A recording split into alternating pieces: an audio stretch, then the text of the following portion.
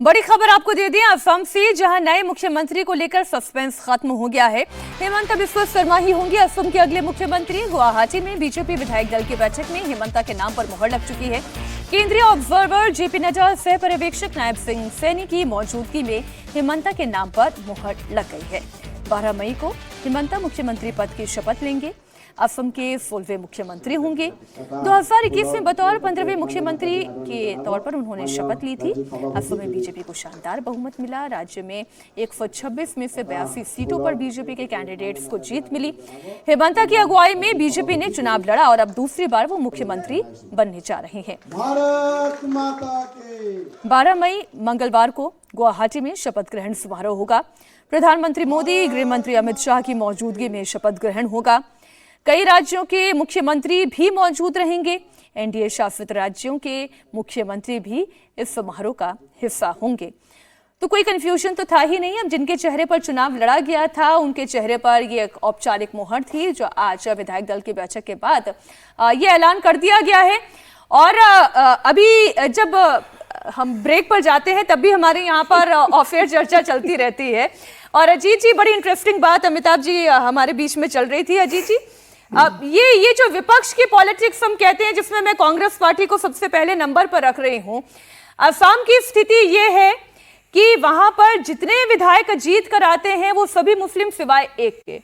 जब आप इस तरीके की पॉलिटिक्स, वन साइडेड पॉलिटिक्स करेंगे तो कितने दिनों तक आप सरवाइव कर पाएंगे? आपने दक्षिण में तो अपनी एक जगह बना ली है, लेकिन आप पूरब को देखें, पूरब में कहां है कांग्रेस? ये असम में हारने के बाद से कांग्रेस पार्टी के लिए अब ये एक सबसे बड़ा झटका ये चुनाव था। हम पिछले चुनाव तक ऐसा लग रहा था कि कांग्रेस का सर्वाइवल हो जाएगा, कांग्रेस चल जाएगी, लेकिन इस बार जिस तरह के नतीजे आए हैं वो कांग्रेस के लिए एग्जिस्टेंशियल क्राइसिस बताने वाले हैं। खासतौर से हम लोग असम की अभी बात कर रहे हैं। ये पहला चुनाव था जो हेमंत बिस्वा शर्मा के नेतृत्व में भारतीय जनता पार्टी ने लड़ा। इसके पहले का चुनाव तो सर्बानंद सोनोवाल मुख्यमंत्री थे और प्रधानमंत्री नरेंद्र मोदी का चेहरा था। और पहली बार ही ये कमाल हुआ कि भारतीय जनता पार्टी अपने दम पर बहुमत लेकर के आई। इसके पहले बीजेपी कभी 64 सीटें अकेले नहीं जीत पा रही थी। असम गण परिषद के साथ उसकी सरकार बन रही थी। इस बार 82 सीटें आई हैं, जो 64 के बहुमत से 18 सीटें ज्यादा हैं। मैं असम वासियों का ओर से नायब सिंह सैनी जी को भी बहुत बहुत धन्यवाद देता हूं। आमार एक बीजेपी दलर विजयर लगत आमार लगत एकेलगे घाट प्रतिघाट प्रतिটো সময়তে আমাৰ লগত থিয় হৈ থকা অসম গণ পৰিষদ দলৰ সভাপতি অতুল বৰা ডাঙৰীয়া আৰু গণ পৰিষদৰ সকলো বিধায়ক আৰু কাৰ্যকৰ্তাকো আজিৰ এই মুহূৰ্তত মই ধন্যবাদ আৰু কৃতজ্ঞতা জ্ঞাপন কৰিছোঁ। বডোলেণ্ড পিপলছ ফ্ৰণ্ট আৰু বডোলেণ্ড পিপলছ ফ্ৰণ্টৰ সভাপতি বিটিচিৰ মুৰব্বী হাগ্ৰামা মহিলাৰী ডাঙৰীয়াকো তেখেতৰ সমৰ্থনৰ বাবে, আমাৰ প্ৰতি দেখুওৱা সমৰ্থনৰ বাবে মই বহুত বহুত ধন্যবাদ জনাইছো। বিপিএফ দলৰ সহযোগিতাৰ বাবে এইবাৰ বিটিচি অঞ্চলতো ভাৰতীয় জনতা পাৰ্টিয়ে 4খনকৈ আসন পাবলৈ সক্ষম হৈছে আৰু বিপিএফ দলেও तो असम के नेता हेमंता हैं, इसमें तो पहले भी कोई संदेह नहीं था। और जो बात वो मंच से कह रहे थे कि हमारे लोगों के लिए, प्रदेश के विकास के लिए काम करने के लिए वो बाध्य हैं और वो ये कर रहेंगे।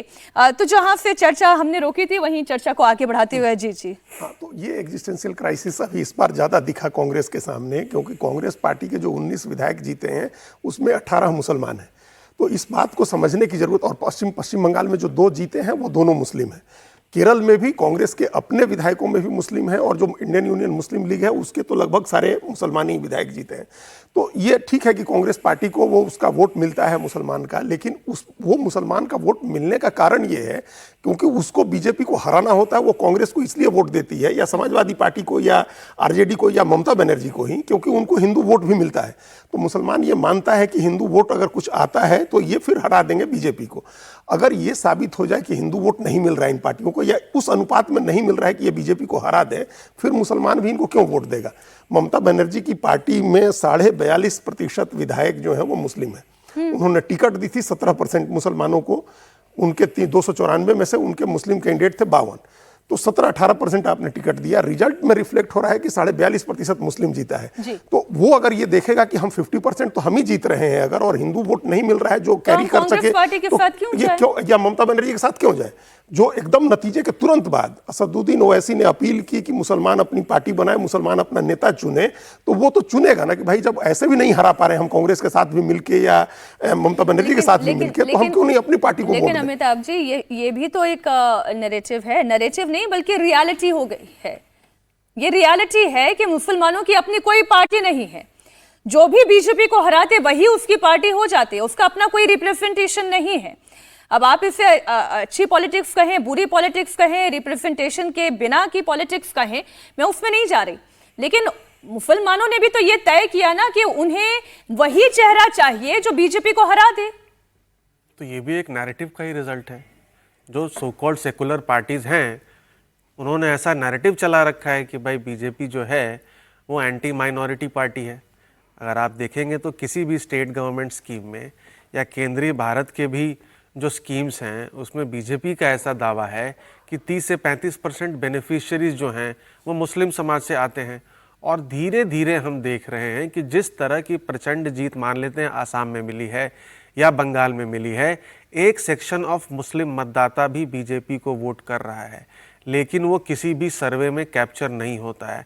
महिलाएं तो जरूर कर रही हैं। CSDS का सर्वे है महाराष्ट्र के ऊपर जहां बीजेपी 234 सीटें जीती है। मुसलमानों को भी 22% मुस्लिम समाज ने क्या था वहां पे अलायंस का नाम, इंडिया को वोट किया है। 22% महायुति को, 22% यानी 1 out of every 5 is a big number. तो धीरे धीरे क्या होगा, जैसा अजीत भाई साहब भी कह रहे हैं कि मुस्लिम समाज में एक रिप्रेजेंटेशन की बात चल रही है। इन सो कॉल्ड सेकुलर पार्टीज ने मुस्लिम समाज को रिप्रेजेंटेशन दिया नहीं है। आज TMC में अगर आधे MLAs, लगभग 40% MLAs अगर मुस्लिम समाज से आते हैं तो उनके पास लीडर कौन है मुस्लिम समाज का? LOP क्या वो बनाएंगे मुस्लिम समाज के लीडर को? आज कांग्रेस के पास कौन लीडर है बता दें मुस्लिम समाज का? हम लोग नहीं बता पाएंगे। फिर मुस्लिम छोड़ दीजिए, कांग्रेस के पास जो अपने लीडर थे वो भी उनके पास कितने दिन तक अपने रह पाए?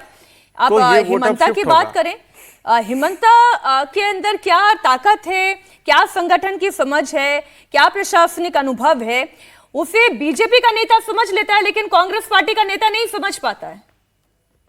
ये बात है, कई लोग कांग्रेस पार्टी छोड़ करके गए भारतीय जनता पार्टी से, और उपेक्षा की वजह से छोड़ के गए। हालांकि जब तरुण गोगोई की सरकार थी तो नंबर 2 थे हेमंत बिस्वा शर्मा, लेकिन हर नेता की इच्छा होती है कि वो नंबर 1 बने। अगर सिर्फ इस बार के चुनाव की बात करें, जो हम पहले कह रहे थे कि पहली बार इनके चेहरे पर, और इनकी स्ट्रेटजी तो पिछली बार भी बना रहे थे, लेकिन वो चुनाव से ठीक पहले, आप समझिए कि ये तो 2016 के चुनाव के ठीक पहले गए थे, 2015 में गए थे वहां, और 16 में मंत्री बने, सर्बानंद सोनोवाल मुख्यमंत्री बने। 16 से 21 तक का समय जो था वो इन्होंने राजनीति की, अच्छी राजनीति की, स्ट्रेटजी बनाई 21 में, और फिर वापस लौटी जब भारतीय जनता पार्टी, तब इनको मुख्यमंत्री बनाया गया। अब इनके चेहरे पर मुहर लग गई है। और मंगलवार का भी दिन, आप ये पूरा हफ्ता ही यूं कहें कि शपथ ग्रहण समारोह का को ही समर्पित हो गया है। आज आपने तमिलनाडु की शपथ ग्रहण समारोह की तस्वीर देखी, 12 तारीख को मंगलवार को असम का भी आप शपथ ग्रहण समारोह देखेंगे, और उससे पहले पुडुचेरी की भी तस्वीरें होगी आपके सामने, और केरल की तारीख अभी तक सामने नहीं आई क्योंकि केरल में मुख्यमंत्री कौन होगा? कब आएगी? अब ये भी देख लीजिए आप कि भाई अगर 4 राज्यों में चुनाव हुए हैं तो सबके मुख्यमंत्रियों की घोषणा हो गई और डेट भी पता चल गया। अभी कांग्रेस पार्टी ने प्रचंड जीत हासिल की है केरला में, लेकिन अभी तक ना तो उसके चेहरे के ऊपर सहमति बनी है और ना ही स्वेरिंग इन का कोई डेट आया है। तो आप देख लीजिए डिसीजन मेकिंग जो है उसकी क्वालिटी क्या है। आने वाला आएगा, वो कब आएगा वो तारीख बताएगा। नॉर्थ ईस्ट के बाद बात दक्षिण की ही राजनीति की हम कर रहे हैं, क्योंकि ये केरल की बात हो रही, तमिलनाडु की बात हो रही। शपथ लेते ही विजय जो है इस वक्त एक्शन मोड में है। उन्होंने शपथ लेने के कुछ ही मिनट के बाद पहली फाइनल साइन वो कर दिया है। घरेलू इस्तेमाल के लिए 200 यूनिट बिजली फ्री का वादा पूरा हुआ। उन्होंने महिला सुरक्षा के लिए स्पेशल फोर्स बनाने का वादा किया था। इस फाइल पर भी साइन हो गए हैं। विजय ने कहा कि वो झूठे वादों के साथ लोगों को धोखा नहीं देंगे।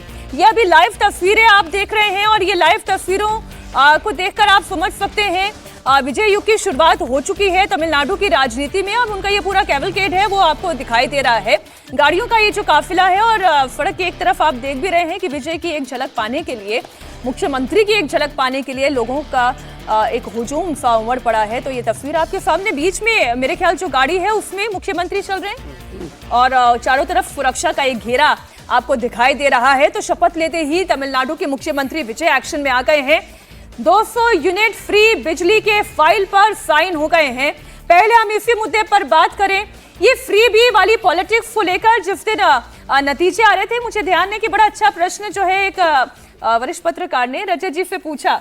अजीत जी, आप भी तो वहां पर मौजूद थे, तो उन्होंने कहा कि ये जो फ्री बीफ वाली पॉलिटिक्स चल रही है, ये क्या सरकारों को कमजोर नहीं कर देगी? बजट पर इतना प्रभाव क्यों हो, इतना दबाव क्यों हो इस फ्री बी वाली पॉलिटिक्स का? उन्होंने कहा कि there are some necessary evil. हाँ, वही अब यही बन गया है और अब हमको लग रहा है कि हर पार्टी चाह रही है कि इसको रोका जाए किसी तरह से, लेकिन चुनावी मजबूरी है। अब आप सिंपल एक फैक्ट आपको हम दे रहे हैं, अभी जो स्टालिन जितनी स्कीम्स चला रहे थे, उन स्कीम्स पर हर साल 65,000 करोड़ रुपए का खर्चा रहता, और अगर विजय की सारी स्कीम्स लागू हो गई तो वो खर्च बढ़ के 1 लाख करोड़ रुपए का हो जाएगा। एक साल में 1 लाख करोड़ रुपया आप फ्री आपने जो चुनावी वादे किए हैं उसको पूरे करने में आपको खर्च करने पड़ेंगे।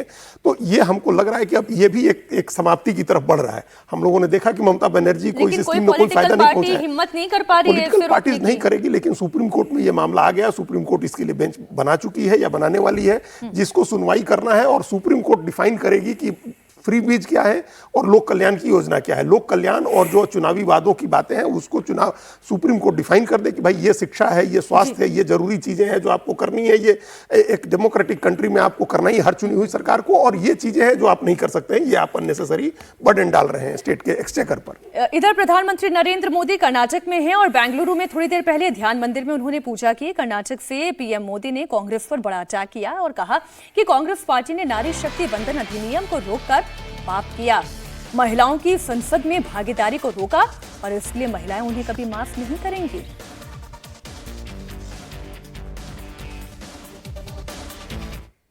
कांग्रेस ने एक और विश्वासघात देश की बहनों बेटियों के साथ किया है। दशकों से कांग्रेस देश की महिलाओं की आंखों में धूल झोंकती रही है। कांग्रेस महिला आरक्षण का वादा करती थी और फिर अपने ही सहयोगी दलों से इसका विरोध करवाती थी। बड़ा खेल चला करता था। बीजेपी ने इस खेल को खत्म किया, महिलाओं के लिए 33% आरक्षण का कानून बनाया। लेकिन साथियों, कांग्रेस देश की सबसे बड़ी नारी विरोधी पार्टी है। इसलिए कांग्रेस ने संसद में नारी शक्ति बंधन संशोधन को गिरा दिया। ये संशोधन अगर पास हो जाता तो लोकसभा में कर्नाटका की सीटें कहीं अधिक हो जाती, बढ़ जाती। कर्नाटका से बहुत बड़ी संख्या में बहनें बेटियां एमएलए बनती, एमपी बनती, देश का भाग्य निर्णय करने में भागीदार बनती। लेकिन कांग्रेस ने ये नहीं होने दिया। देश की नारी, कर्नाटका की महिलाएं कांग्रेस को इस पाप के लिए कभी माफ नहीं करेगी। ये तस्वीर आप देख रहे हैं, ज्ञान मंदिर में पूजा अर्चना करते हुए प्रधानमंत्री नरेंद्र मोदी की तस्वीरें आ रही है।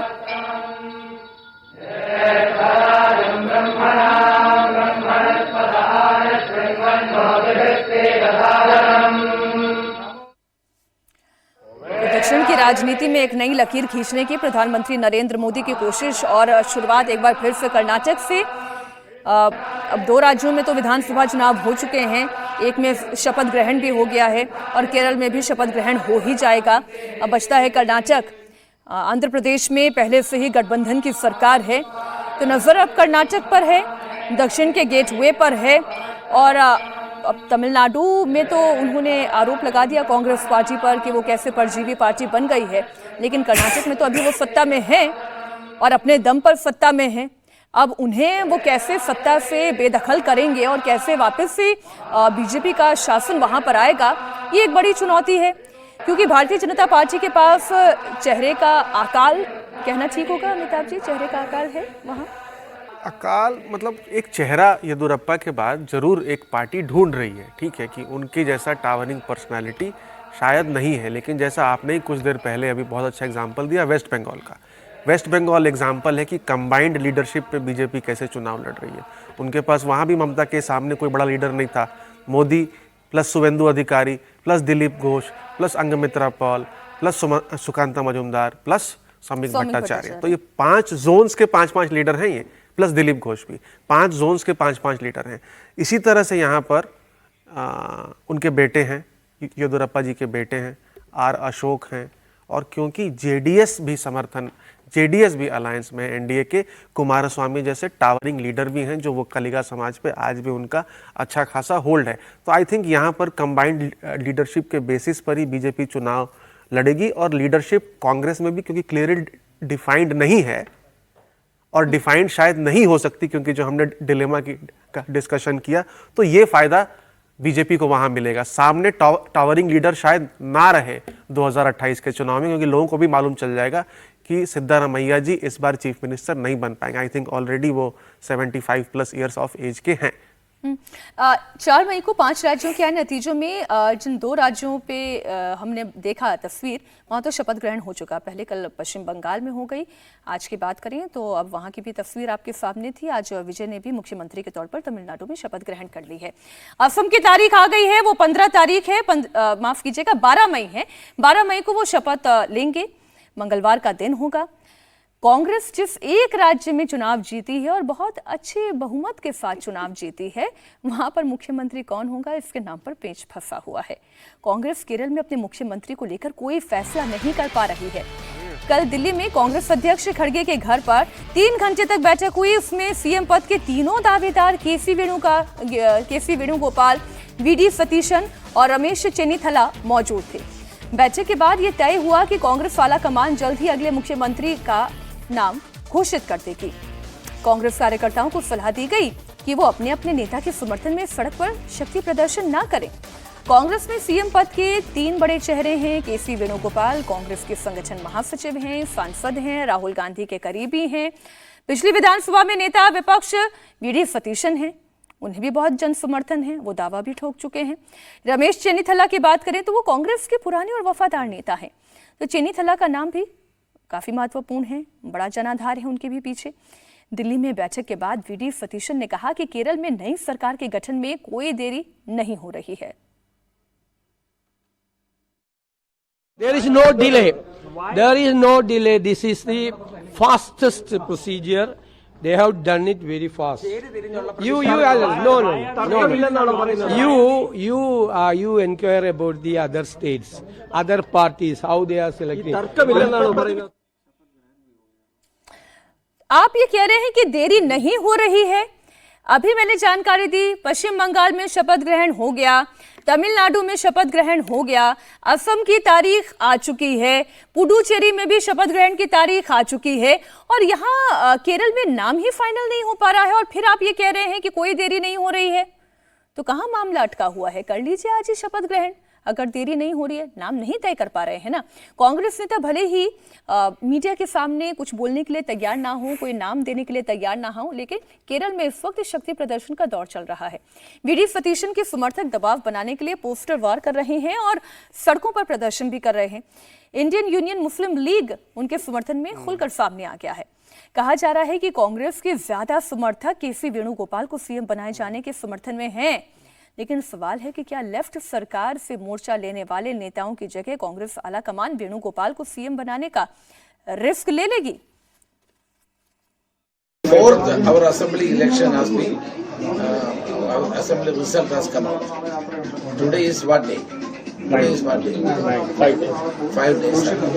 In Delhi, BJP has taken 50 days to announce the chief minister. So we will not take 50 days.